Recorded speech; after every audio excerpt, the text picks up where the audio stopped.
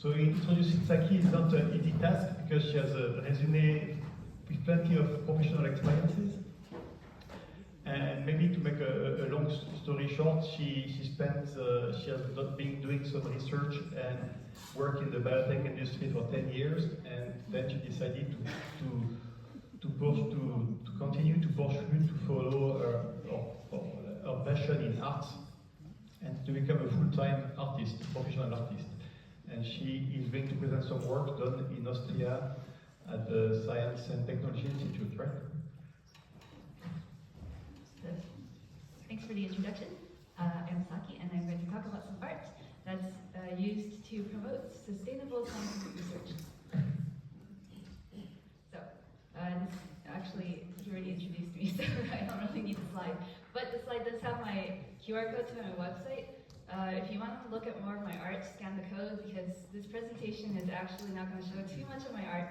It's more going to focus on the process of inspiring scientists to change their ways to be more sustainable using art. So, going on.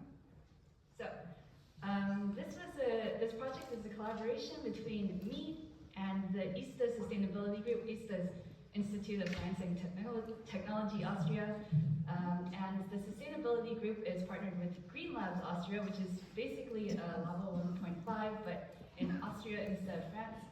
And together we are trying to get some collaborations between artists and scientists to do good stuff. So this is a little bit more about our project. So we had several goals. One of them is just kind of a basic goal, which is to rescue some of the plastic, the single-use plastic that's being consumed in scientific research, and do something with it. Second goal is to raise awareness for the cause. And our third goal was to not just raise awareness, but to actually have people do something about it. So our method was to get some scientists at ISTA to participate in this collection of their used lab plastics, and I make stuff out of it, and then we display it, and see if we can get a reaction out of people.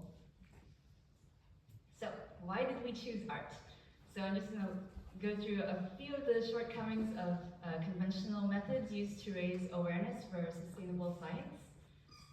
First one being, it usually comes with a lot of really complicated data, and this kind of it requires a little bit of effort to understand the data sometimes, and this can be a little bit unmotivating for people.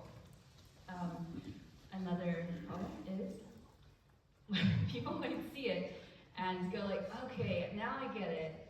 We need to reduce our emissions by 30 megatons of CO2, but like, what even is that? How big is a megaton? So you might not grasp the actual amount. And then another major problem is that oftentimes when you present people with this idea like, oh yeah, we need to cut these emissions or else the apocalypse is going to come in 20 years, and it makes people feel a little bit sad, and like scientists kind of feel guilty, like, ooh, am I really doing good for the world if I'm making so much waste? So this is not really what we want. And then this last point, which is definitely not, these are not the only problems that we see with trying to raise awareness, but a huge problem is that it's kind of a high effort to join the cause. If you're a scientist and you're trying to finish a PhD or get a paper published, you might not have time to really focus on just being mindful and sustainable. So now we're going to talk about how art can be a solution to some of these problems. So the first one is that with art, you don't look at a bunch of charts and data, you just see the art and it's like, oh wow, that's cool, that's pretty, I want to look at it.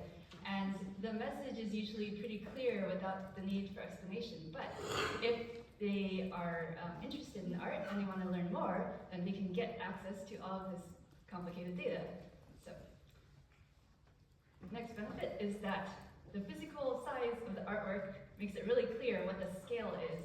You know, so instead of yeah, you need to decrease your lab consumption of plastic by 3 kilograms per year, and you're like, how much is that? But if you build a sculpture out of 3 kilograms of plastic and there's a hunk of plastic in the room, they go, oh, that's the amount that I make as one scientist. I need to not do that. So, all right. And then, hopefully, I try to make art that makes people happy. It has a more positive attitude instead of, oh yeah, your carbon emissions are really damaging the world. It's like, hey, look, if we all work together, we can make the world a better place. So hopefully this comes across in the artwork. And this is super easy for scientists and artists because the scientists can continue doing science, and all they have to do is set aside a little bit of their plastic waste, and they were going to throw it away anyway, so it's, instead of throwing it in the trash, you put it in a collection bin, super easy, and then for me, it means I get free art supplies, everyone wins. All right. So, this is I'm calling it a case study, but this was a nitrile ball gown, nitrile glove ball gown that I made, and just so we can get a little bit of audience participation, we're going to have a guessing game. So, raise your hand if you think this dress contains 100 gloves. 500. All right, nobody's fooled. 200 gloves. 300. Okay, we have some takers. 400. Oh, okay, 500. Oh, tied between 4 and 500. Okay. Okay, now, the bigger question is, how long did this take? So, we had 6 biology labs, not gloves, 6 biology labs that were collecting these 400 gloves. Now, how long do you think it took? Raise your hand if you think it took just 1 week. All right, 2 weeks, 3 weeks, 4 weeks, also not as much. All right, you will be very surprised. It took only 1 week. So, very well, I guess maybe it's not super surprising for the biologist, but yeah, I think this is a number that people are surprised. Anyway, wait, okay, actually, let's just watch the video because this might tell you more. So this is not exactly 400, 397 used gloves. I collected it in 6 weeks, and actually this only represents a very small amount of gloves that is consumed by the entire institute. We were only collecting the ones that were not used for any kind of biological or chemical, anything dangerous, because I was going to wear the dress. So actually we calculated the consumption, the daily consumption of gloves at the institute, and it's 1,700. So this is 1.7 kilograms of nitrile glove waste every single day. But ISTA is also a big institute. There are about 80 labs. So when you calculate it per person, it's not too simple. Huge problem is that the gloves can be recycled in theory. We have the technology to do it, but Austria does not have any facilities to actually recycle it. So if we wanted to recycle it, we would have to ship all of our gloves to France or the UK, which is kind of silly. So we don't do that, unfortunately. We just burn them. So I think there's a 1-minute video that should work.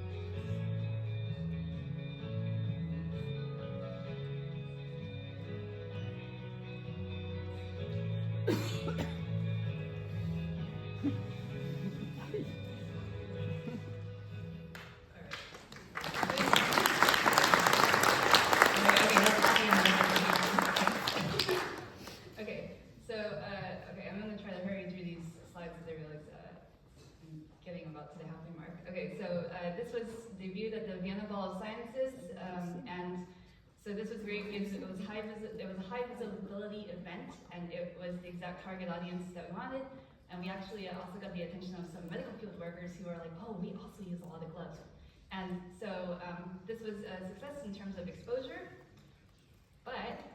so we managed to get a lot of attention, and we don't know if anyone actually changed their habits because of it. We didn't do any kind of follow-up, so we're like, ooh, did we actually make a difference, or did we just build hype? So now we have a second case study. In this case, we tracked also the audience response. So in this one, we took some single-use lab plastics and turned them into chandeliers. So there are actually two pictures. The ones on the left are the same one viewed from the side and from the bottom, and the ones on the right are another one. I'm only actually going to focus on the ones on the left because to keep the presentation short. So this is a chandelier made of 272 serological pipettes. For non-biologists out there, these are just like tubes that are used to measure liquids, a specific volume of liquid. And it took 1 month to get these from 9 participating scientists, which is not too much. It's 1 to 2 pipettes per day per person. And then we exhibited these chandeliers on campus, presenting them to all the scientists, not just the ones who participated. And these are some kind of basic stats on it. That's the wrong picture. That's the Petri dish one, but actually the one from the previous slide had 2.7 kilograms of virgin polystyrene. So that amount was rescued from the incinerator. So yay, small victory. And we got some new scientists who were not participating in the program. We got them interested, so this is another small success. And we also got some non-scientists who were interested. And, okay, so this is actually the most important slide. Not yet, because there's nothing in the speech bubbles, but this is the part where we actually assessed our methods. Were we successful in getting scientists not only interested, but also did we get them to take action and change their habits? So these are some testimonials that they're paraphrased below. We asked them to send us some emails, and they were long responses. So, all right. So one person, or maybe more people, said it was really rewarding to be actually doing something with the plastic other than putting it only in a recycling bin. Now they're like, ooh, okay, now it's for a cause. It's not just a chore. So this shows that, like, yeah, this is a fun, engaging activity for scientists. Many scientists were surprised by how much plastic they were generating. They didn't really think about it when they were just putting it in the trash can, but when they had a little collection container on their bench, and they saw how quickly it filled up, they became way more aware of how much they were consuming. And this is exactly what we wanted. We wanted people to become more aware. And then I had a bunch of people say, "Oh my God, I kept up with your progress on the dress sewing or the chandelier building," and I kept checking Instagram, and it shows that they have a personal vested interest in the project. So even though they're not the ones creating the art, they care about it, and they feel like they're co-creators, which they are. And then many scientists were just glad that it didn't simply get incinerated. They knew it couldn't be recycled, and they were just happy that it became something else. And this one really shows the emotional effect it has on scientists. So they were sad when I stopped collecting. I said, I don't need any more Petri dishes, stop giving them to me, I'm done with that project. And they said, yeah, but now I feel bad, because, I mean, we were throwing them away before, but then you gave us hope, and then you took the hope away. And so they were sad to go back to trashing the items. And then this last point, this is the most important one, in my opinion. We actually got one of the participating labs to switch from plastic to glass Petri dishes after the project. And what's kind of crazy is this lab was participating in the project, which means they actually cared about sustainability to begin with. They wanted to help the cause. There are people who really care, but they didn't do it. They didn't make the transition until they participated in the project. And then this was the extra emotional boost that they needed to actually make a change. So here we see that art really does make a difference. So, big summary, this is kind of what I said. Art is a useful tool for raising awareness and increasing enthusiasm and participation in sustainable lab practice. So this kind of got what I said. They were personally invested in the project, and they became more aware of their plastic consumption. And I like that they also started to talk to us about questions of why don't we recycle this? We have the technology. Why do we recycle some plastics and not others? And etc. It opens up conversations, and these are things that we couldn't force people to talk about if they weren't interested before. And another huge benefit is that this is a great educational tool for preparing some scientists for the transition into, we're starting to sort our autoclaved waste so that we can recycle it. And the problem is people will just put all the biohazard things together and it's commingled. Then you autoclave it and it melts into one big block of plastic and you can't sort it anymore, so you can't recycle it. So at ISTA, we're trying to get scientists to sort them. And next year we plan to recycle some of our autoclave waste. So next steps, basically continue what we're doing. And then we would love to expand this model of art and science being combined together outside of ISTA and outside of Austria, because I'm just one artist, ISTA is just one institute. We can't really make that big of an impact in the world, but if we get other people, other artists, other scientists participating, I think we can really make a difference. And these are ways that you can help. I assume that everyone's already just recycling as much as they can. I'm preaching to the choir here. But do share this story with your friends, with your lab friends, with your artist friends. But I also don't know the laws in France, so if you can't collect trash to give to artists in France, don't do it, don't break the law. Alright, cool. And then these are all the people I want to thank. I feel like I'm out of time, so I won't thank them all personally, but these are all the people who helped me a lot, and yeah, thanks.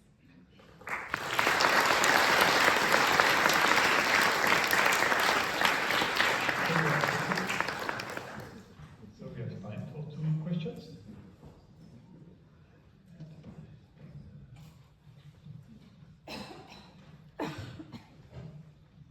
Hiya, thanks Aki, that was really, really interesting. I thought it was, I'm sure everyone in this room has had the question of how to persuade scientists to take sustainability seriously, and I really loved that when you were talking about the responses, it was about the emotions that people felt rather than listening to data or graphs.